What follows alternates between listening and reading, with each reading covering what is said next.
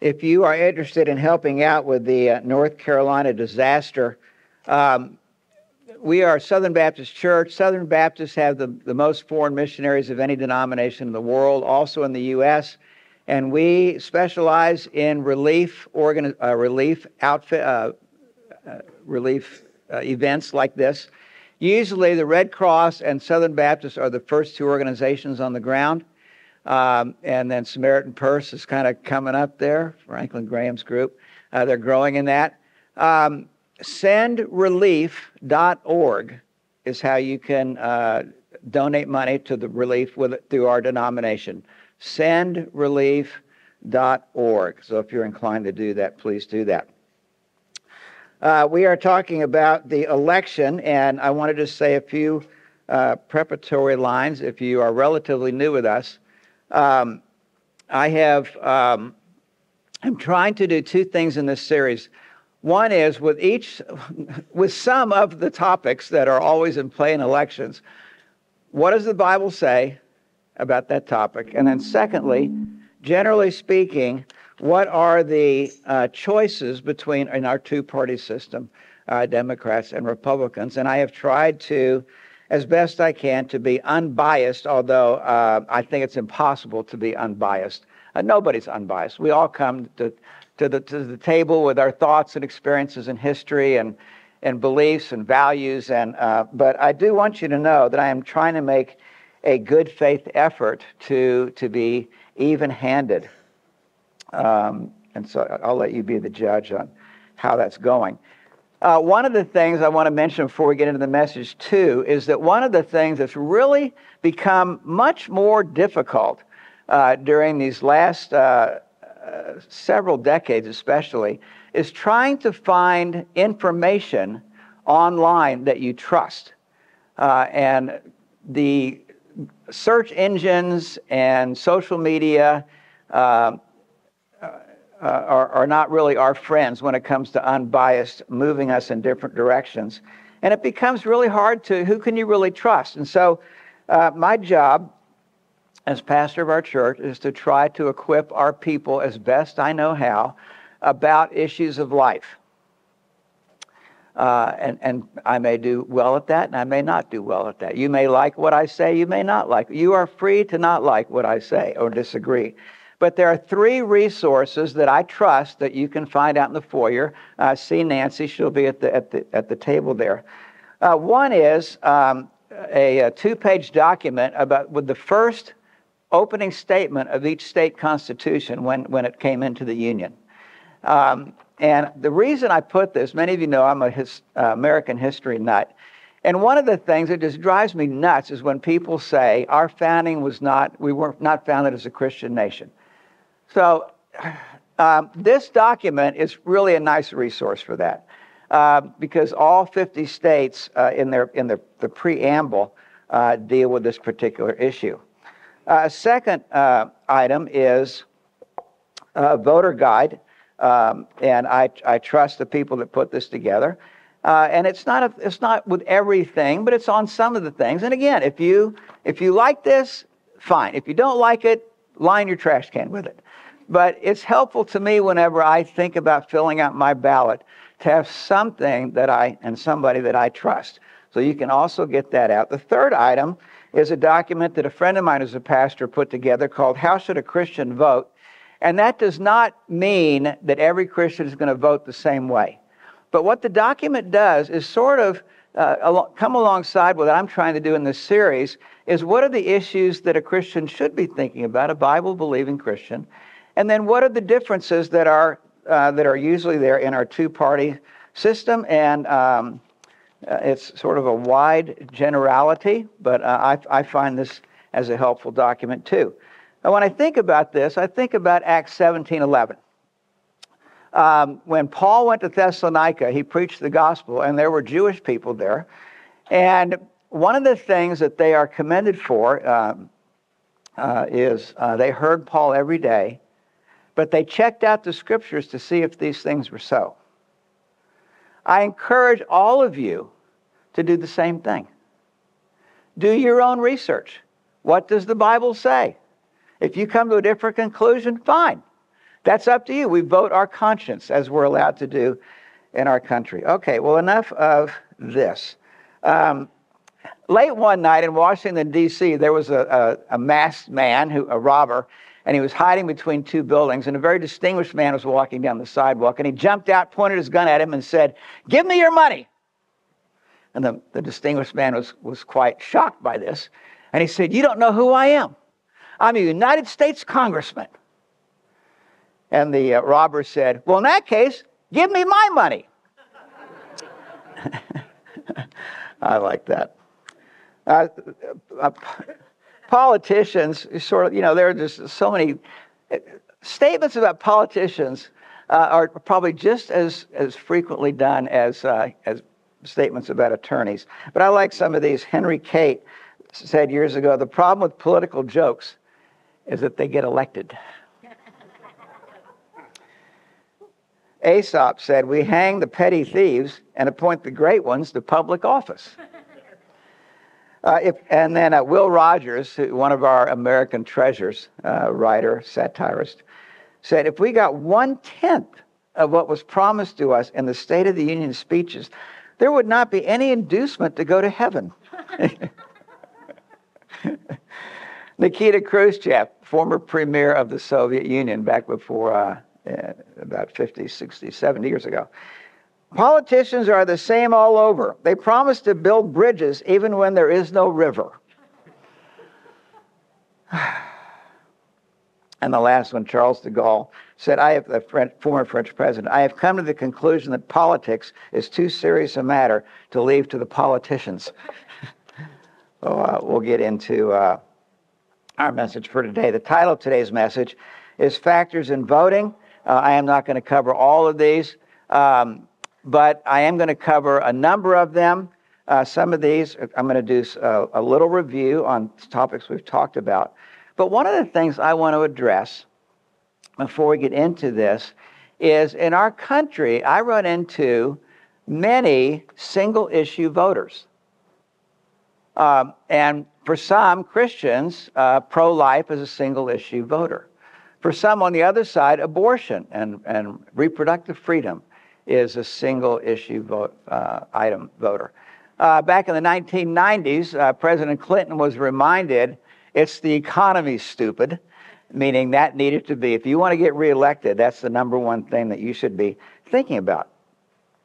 And there's a sense in which we only have so much time to do research and to think broadly about this takes time. But Proverbs says that the danger here is what's called being the simpleton. It's a technical term, one of 5, for our word fool. And the simpleton says, it can't be that hard. Surely it's more simple than that. You're making this way too complex. Now, sometimes that's true. But when it comes to elections, things like this, that are extremely complex, you and I cannot afford to be a simpleton and think about this. We elect officials, thankfully, in our country, and they become president or congressmen or senators or governors or state legislatures, etc., and they make laws. And laws affect people. And they put on the basis of those laws, rules and regulations and red tape that has an effect on people. It has an effect on finances. These things have an effect on all kinds of areas across the board in our life. And with laws comes the force of law, meaning the court system, which we have had an explosion of in the last several years. Barronelle Stutzman was a florist in Washington, Christian florist, and she had been, I think she was in her late 60s, or mid-60s, and she had 2 men that came to her, and they'd been customers for a long time, and they wanted her to do the flowers for their same-sex wedding. And she thought about that, and she was friends with them. She knew them, and they knew her. And she said, I really can't do that. It'd be a violation of my conscience and what I believe. The short version of this story is eventually they sued her for discrimination. And the state of Washington, one of the commissions, came after her, and the court cases lasted for 8 years. 8 years. Now, when things like that happen, people like her, a single owner shop, have usually 3 options. They don't have the amount of money to defend themselves unless they get outside help. Thankfully, she did. But sometimes you are faced with either bankruptcy or, number 2, going out of business and getting into some other business, or violating your conscience. Now, the question to ask is that okay? Is that the kind of country that we want? And you all, and the people in our country, get to make that determination. You have a choice in this particular matter. She finally retired. She was forced, she made a settlement. She agreed to a settlement of writing a check for $5,000 to finally end the debacle of 8 years. Imagine having this hang over your head. It was not until a few years ago that I became aware of a new word I'd never heard before, and that is lawfare. This, with this florist, is an example of that. Lawfare is where the government comes after you, and because they have unlimited resources with attorneys, they can move these cases on and on and on into the future, and people like you and me eventually run out of money to defend themselves. And there are a number of cases that have happened over the last 4 years where this has happened. And again, the question is, to think about is this the kind of country I want? If it is, then you should vote in one particular direction. If you think this is not the kind of country I want to live in, or I want my kids or grandkids to live in, you should vote in another direction. Thankfully, we all get to help make those determinations. I did 2 messages in this series on government. What is the role and purpose of government? You can go back and look at that. And there are, from the Bible's point of view, and then what are the general 2 ways that our 2 parties are moving regarding government, the future. We looked at crime. The first responsibility of government is to protect its own people.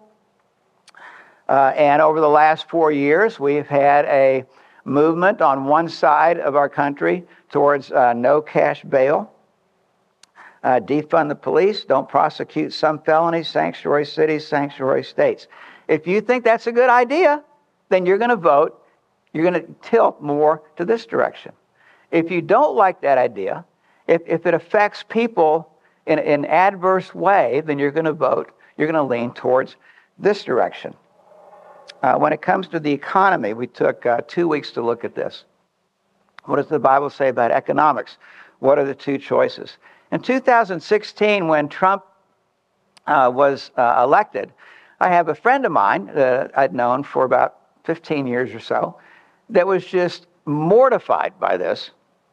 And she posted on Facebook the economic numerics at the time of his election, because she was sure that President Trump was going to torpedo the economy, that it was going to be an absolute disaster. I don't remember the particulars, but it was a pretty thorough list. I think she had 7 or 8 items there: Dow Jones Industrial Average, NASDAQ, inflation rate, employment rate, interest rates, GDP.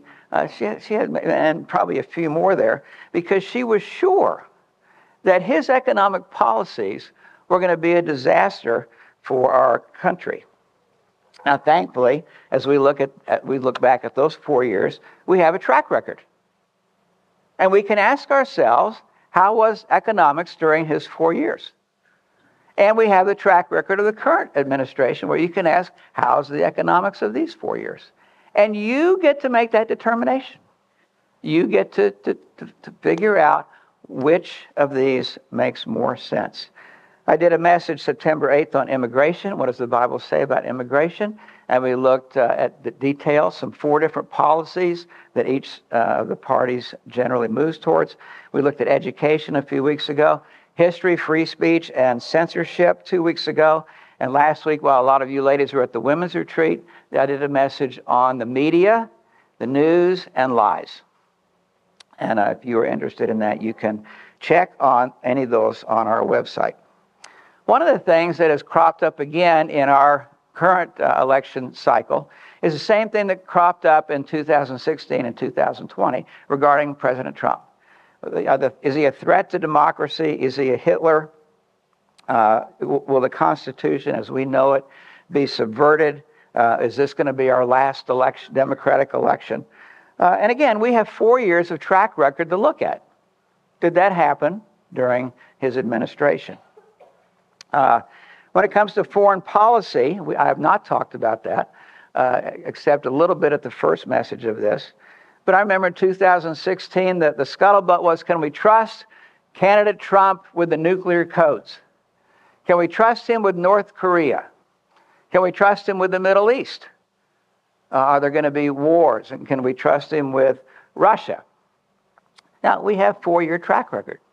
You can go back and look what happened. Well, Russia did invade Georgia, the state of Georgia, in 2008 when Trump was not in office. And Russia invaded the Crimea in 2014 when Trump was not in office. And as we all know, Russia invaded Ukraine a couple years ago. You can look at history and think, which side do I want to lean on? Who has some sense or wisdom about how to deal with international affairs?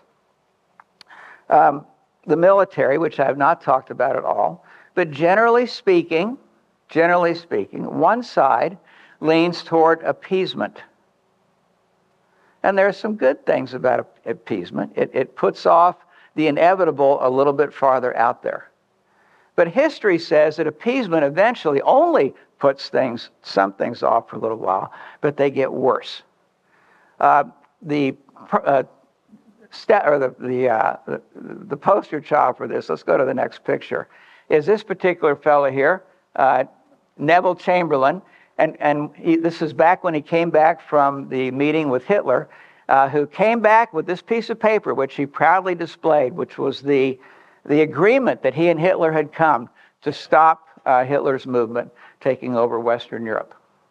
And we all know how that ended. But one side of our political spectrum tends to think that if we're just kind to people, if we just treat people nice, they will treat us nice. Now, there's a sense in which that's true. But there's also another sense in which that's terribly naive. You get to decide where is wisdom on this particular things. Ecclesiastes says there's a time for peace and there's a time for war. In my opinion, what Israel is doing in response to being attacked for decades is a just war. Now, the results of war are always horrific. But there are times in this world where war is unavoidable.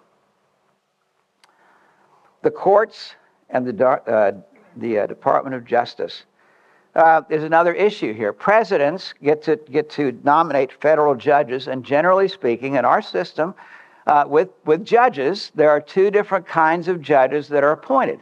One is what are called strict constructionists. In other words, they look at the Constitution and they look at the laws that Congress has made since then, and whenever they have to determine is this constitutional, they go back to the original source of the founders, which we have, and I think of this as in court reporter notes, of the debate during those 4 months about the Constitution. They can go back there and research. What do they mean? The justices can also go to the notes of congressional hearings and debates about what was meant by a particular law. And the judges are supposed to follow what they deem was the law intended by the congressman or the founders of our Constitution, strict constructionists. The other side generally looks at the Constitution as a living document. And in my opinion, what that does is provides wiggle room for judges, and this has happened in the history of our country, where what was once intended to be a law this way is now slightly changed or multiply changed. When President Trump was in office, he appointed 234 federal judges. Now, most of us are aware of the 3 that he appointed to the Supreme Court. 231 other federal appointment judges were nominated for the Senate to advise and consent. 3 were to the Supreme Court, 54 to the U.S. Court of Appeals, 174 to the U.S. District Courts, and 3 to the U.S. Court of International Trade. I mean, we don't normally think of that. But all of these people that are nominated and put in these judgeships have an effect on the state of our country. And we, thankfully, as voters, have an opportunity to decide what kind of judges do we want. Of the two, which side do we want to lean on? Perhaps you, let's go to, that fellow right there. This is Masterpiece Baker, Jack Phillips. And he was also sued by years ago because he would not produce a cake for a same-sex wedding. He was sued. The state of Colorado, the Human Rights Commission, took him to task. He was involved for years and years in litigation. And again, when somebody like this has to face, in this case, the state of Colorado has unlimited resources to prosecute and to let this thing go out, to where eventually the 3 choices are bankruptcy, get out of the business, or cave. Is that the kind of country you want to live in? Again, choice is yours. You get to decide that. In Chicago, Catholic adoption agencies have been threatened that if they don't adopt out children to same-sex couples, that they're going to shut them down. Now again, the folks that make that determination are elected by somebody or appointed by somebody. And thankfully, in our country, we at least get to have a hand in whether you like that or whether you don't. That is up to you. You're going to hear 2 more messages. Pastor Mark is going to speak the next 2 weeks on pro-life and pro-abortion. And you're going to hear a message about sexuality and gender and men in locker rooms and sports and all of that. So those are the 2 weeks that are coming up. I'd like to take the rest of our time this morning to deal with the issue of the character of a president. And what I have found tremendously helpful happened in 2020. There were 2 very well-known Christian men that came out on different sides of this. And that's sort of telling too. There's a freedom I'm giving you, like you really need it from me, but to come to different opinions and different conclusions. But what I really like is that these are 2 very bright men. They are very astute with the Bible. And they drew different conclusions. And what I'd like to do is walk through what they said. And so John Piper is one of them. And the other one is a man named Wayne Grudem. Piper is a very well-known pastor up in Minnesota. And Wayne Grudem is a professor of ethics. Both Christian men. So for John Piper, he thought it was wrong in 2020 to support either candidate. That was the conclusion he drew. And we'll go through some of the reasons for that. Wayne Grudem, by the way, they are friends. And as Wayne was putting his response to Pastor Piper, he talked to him privately, sent him what he was going to write, and they talked about it. And was it okay for this to go public? And Piper, to his credit, said yes. Wayne Grudem wrote to explain why he reached a different decision and why he voted for Donald Trump. So I'm going to draw from these 2 men that I respect and as a way of maybe helping us to at least try to crystallize what is the thinking here for each of you as it relates to the election. Maybe something will crystallize. First claim that Piper said, the claim that the personal sins of a leader can be as harmful to persons and to nations as morally evil laws. What was Wayne Grudem's response? He had several responses. There is a difference between the personal influence of a leader's example, which may be rejected, and laws that compel obedience. That's true. People can decide not to imitate the sins of a leader, the personal sins, but that you cannot do that with laws. Laws have a compulsion to them. They require obedience. Gruden continues, Americans are perfectly free to say, quote, Trump's boastfulness offends me, and I don't want to act that way myself. But if laws are passed and upheld by the courts that enforce the LGBT agenda, no creative professional like a cake decorator, Jack Phillips, or photographer or florist, Baronelle Stutzman, will be free to say, I believe same-sex marriage is morally wrong, and I won't use my artistic talent to decorate a cake celebrating same-sex marriage. That option won't be there. No high school girl will be free to say, I won't undress and change clothes for my gym class because there are boys in the locker room who claim to be girls. That's already happened. Different parts of our country. No Christian adoption agency will be free to say, we will not place children with same-sex couples. If Democrats gain control of our government, this is 2020, and the Supreme Court, and enact their desired policies, no Christian taxpayer will be free to say, I refuse to pay that portion of my taxes that the government is using to pay for abortions. Or no business owner will be free to say, I will not buy medical insurance for my employees that pay for abortions and same-sex change surgeries. There will be only three choices. Violate your conscience, or else be driven to bankruptcy if you have to, or if you are sued by the government, or go to jail. The second response, he said, is political policies are not in general more important than personal character. Now, for example, you are free to disagree with me about what I believe about politics and about issues. But the folks that are at our church are here not because of my political views, but partly because of my character. So in that sense, that's true. If you are a business owner, nobody really cares for the most part about what your political views are. They do care about what kind of leader you are. There are some power couples in Washington, D.C. who are on opposite extremes of politics. And yet somehow these folks make their marriage work. The character and relational ability, in a general sense, is more important. But let me just repeat what he said. Political politics are not, in general, more important than personal character, but they are the primary factors to consider in a political election.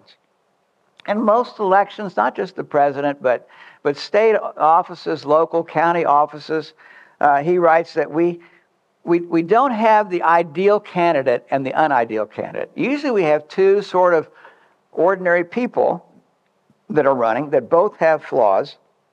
And in that case, the evaluation of their policies becomes decisive. I think he's right. The third response is Christians who support Trump do not encourage imitation of his flaws, but openly criticize them. And I say, well, duh, of course. Yes, he has created a bed that he has to lie in with some of his past deeds and character flaws. The fourth response is, Gruden says, I have more positive evaluation of Trump's character than John Piper does.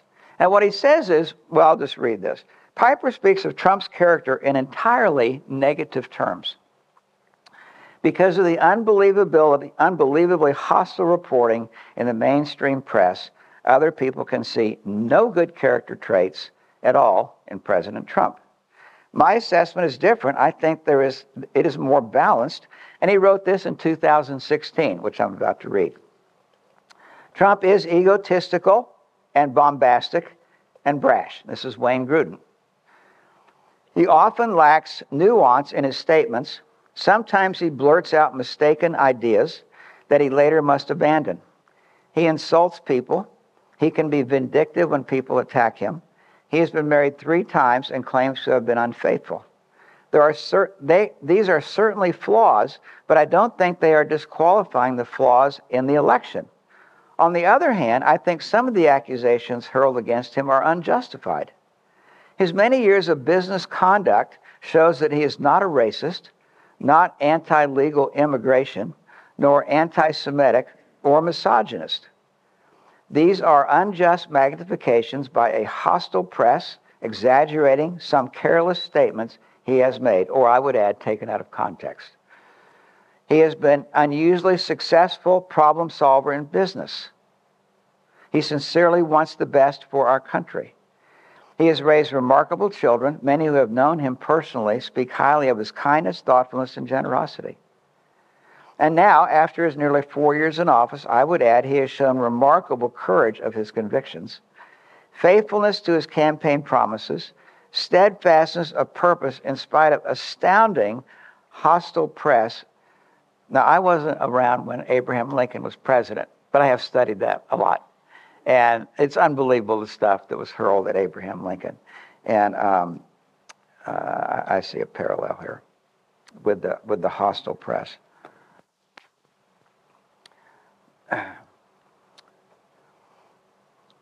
Folks who know him has respect and appreciation for his wife Melania, his sons and daughters, a wide-ranging understanding of the hundreds of different issues that every president faces. In contrast to his past life, during his term in office, there's not been even a hint of any sexual impropriety. He is sometimes boastful, but on a number of occasions I have seen him publicly give credit to many other people for things they have accomplished. And I think he has shown mature and wise judgment in a variety of situations which he has faced as president. And then he says, John Piper says, continues on, Gruden continues on, with Trump we will get good policies and character flaws. But with Biden, and I would say with Harris, we will get bad policies and character flaws. It's easy to compare Trump, Gruden writes, with a hypothetical perfect candidate that falls short. But that is not our choice. If Trump is not reelected, we will have President Biden, or in our case, President Harris, with an entirely different set of character flaws. The multitude of allegations that Vice President Biden used his government office and influence to enrich members of his own family with millions of dollars from China, Russia, and Ukraine should be of deep concern, because using government power to enrich one's own family is a consistent characteristic of corrupt leaders in many countries of the world. And then his last response, Gruden's, to Piper's first statement. The Trump administration has brought to prominence many leaders with exemplary lives. He continues, Donald Trump is not the only person we are voting for. It is remarkable that the Trump administration has elevated so many self-professing evangelical Christians, far more than any in my lifetime, into positions of high influence in our government. They also provide role models for Americans.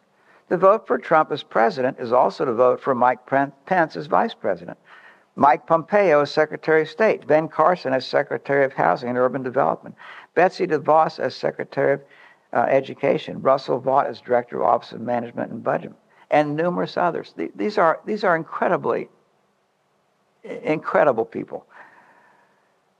In addition, Trump has appointed numerous deeply committed Roman Catholics to various positions, the most recent being Amy Coney Barrett to the Supreme Court. The character of these leaders is a role model for the nation. Piper's second objection, that why he was not going to vote at all in 2020, is the claim that Christians communicate a falsehood when we act as if policies and laws are more precious than being a certain kind of person. Gruden's response. I agree with John Piper that, considering all of life, a person's character is far more important than his or her policies and laws. But if we are voting for somebody who is flawed, then policies matter more. And we are not voting on what is most important in life. As Christians, we know what's most important in life. We sang to him just a little while ago, with hearts of gratitude for what he has done for us and continues to do. But when an election determines what kind of policies and laws we will have, and when both candidates have character flaws, then differences in policies and laws have primary importance. Piper's third claim, why he's not going to vote, the claim that the horrible sin of pride leads people to other sins, including defending abortion and therefore voting for a clearly boastful candidate might also be indirectly supporting abortion, which to me is John Piper's weakest argument here, because President Trump was clearly, during his 4 years, putting in pro-life justices and policies. Gruden says the primary motive behind the support for abortion rights is a desire for sexual freedom without the responsibility of raising children. Now, that's a very short answer. I could give more with time, but we have to move on. The fourth claim that Piper said, that voting for either candidate would compromise a person's Christian witness. Gruden's response: where does that leave me as I face a civic duty on November 3rd? Oh, this is Piper. Let me elaborate a little bit more. Piper says, where does that leave me as a civic duty on November 3rd? Here's my answer. I will not develop some calculus to determine which path of destruction I will support between the two candidates. That is not my duty. My calling is to lead people to see Jesus Christ, trust his forgiveness for sins, treasure him above everything in the world. That calling is contradicted by supporting either pathway to cultural corruption and eternal ruin. Gruden's response: if a significant number of evangelicals follow John Piper's example, it will guarantee a Biden victory. He continues, imagine what would happen if all evangelical Christians followed John Piper's example and decided to write in someone else's name instead of voting for either Trump or Biden. The result would be an overwhelming landslide victory for Biden because the largest single block of Trump voters is evangelical Christians. In 2016, 80% of white evangelicals voted for Trump, while 16% voted for Clinton. 4% didn't vote for president or voted for a third candidate.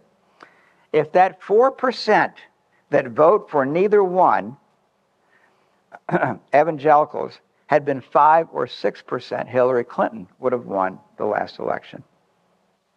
If Trump loses the evangelical bloc, Gruden continues, Biden wins. In fact, if a significant number of Christians decide not to vote for either Trump or Biden, the result will not be some ideal third-party candidate. It will be a Biden presidency, which in my opinion will bring great harm to the nation. Therefore, the decision not to vote for either candidate is not a neutral position.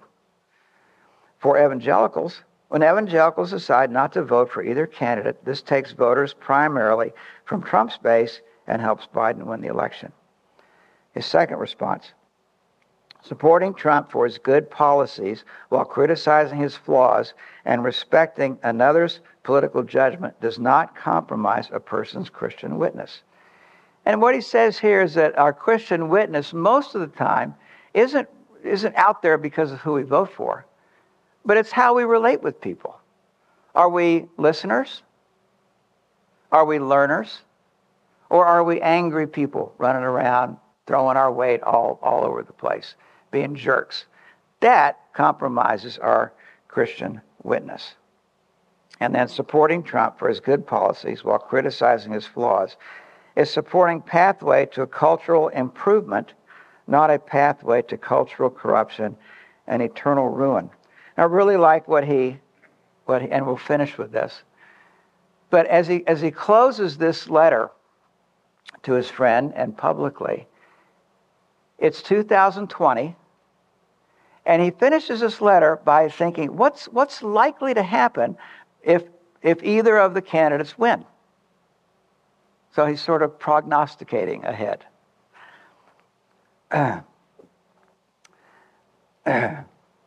I differ with my friend John Piper about the results of a second term for President Trump. In Trump's second term, I look forward to the appointment of more original judges who will interpret the laws, not make new laws, further legal restrictions on abortion, greater protections for religious freedom and freedom of conscience, lower taxes, fewer government regulations, a rapidly growing economy, low unemployment rates, especially significant for ethnic minorities, which was true during his 4 years, increased prosperity for people at every income level, additional history-making agreement between Israel and additional Arab nations. There were 3 Abraham Accords that they were able to do. a clear-headed recognition of the economic, military, and information threat from China, a high value placed on human freedom and on personal accountability for committing crimes, increasing numbers of children eligible for tax-supported school choice, a secure border followed by a comprehensive reform of immigration system, and an increase in policy presence in high crime, police presence in high crime neighborhoods with a resulting decrease in crime. Now, that's pretty good when you think about prognosticating the future and what's going to happen. What would you expect? And this is what he came up with. On the other hand, if evangelicals stay away from voting for either Biden or Trump, then under a Biden presidency, I would expect, and here he's prognosticating, the appointment of hundreds of judges who take the law in their hands and even consider themselves to be above the original meaning of the Constitution. Laws that allow abortion up to the moment of birth and even after, which is true in some states.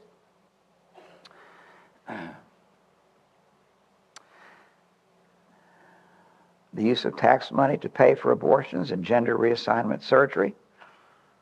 The crippling of our economy with ever-increasing government control, ever-increasing taxes, increased unemployment, a weaker military, unable to counter the increasing aggressiveness of China in the world's oceans, a Jimmy Carter-like foreign policy of appeasement, abandoning Israel to fend for itself in the Middle East, adding additional seats to make a liberal majority on the Supreme Court, draconian laws that compel artistic professionals to affirm the validity of same-sex marriage, even when contrary to their conscience. A restatement of the Obama-era guidelines that required schools to allow biological males to use girls' bathrooms, locker rooms, and showers, and to allow them to compete in women's sports. A massive increase in energy costs, ever-increasing restrictions on police force, leading to an increase in crime and the proliferation of violence and intimidation to nullify freedom of speech for those who disagree with their political agenda. Open borders, sanctuary cities, and a complete federal takeover of our health care system. Now, did he get all those right on either side? He didn't prognosticate all of them. But if you've lived through the last 8 years, certainly, if you follow the news, you resonate with at least what he's saying. Policies become laws, and laws affect people. And the courts have to follow what there is. And eventually, you and I get to decide what kind of government we live with and what kind of country we live in. It's really up to you. Let's pray together. Father, from a human point of view, it is up to us. And I pray that you would help us to take our stewardship to be salt and light seriously, probably maybe more seriously than we have up until now. These are not unimportant issues. They are not trivial issues. There are more important issues like walking with Jesus and seeking to get the gospel around the world. But that's not the only issue. There are other important things. Would you give us wisdom and discernment to be able to see the complexities of what's in front of us and to help us to vote our conscience, help us to understand your truth. And we pray in Jesus' name. Amen.